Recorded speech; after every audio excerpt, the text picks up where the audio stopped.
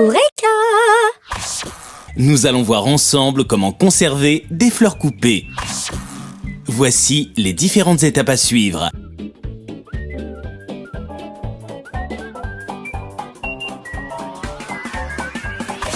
Et le matériel dont vous aurez besoin. Un couteau tranchant, un seau et une solution de conservation. Première étape, commencez par un bon ramassage.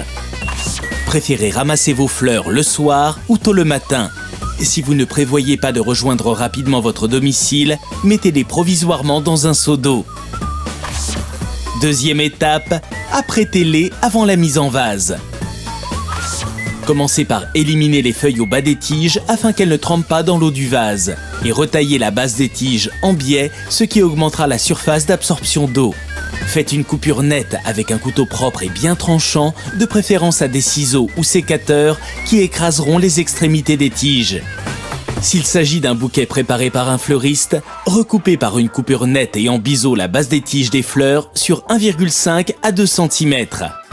Puis, placez-les dans un grand seau d'eau fraîche, à l'abri de la lumière et des courants d'air, où elles demeureront une nuit ou un jour. Ainsi, elles se gorgeront d'eau. Troisième étape, choisissez le bon vase et le bon emplacement. Pour le vase, choisissez-le de taille proportionnelle à celle du bouquet.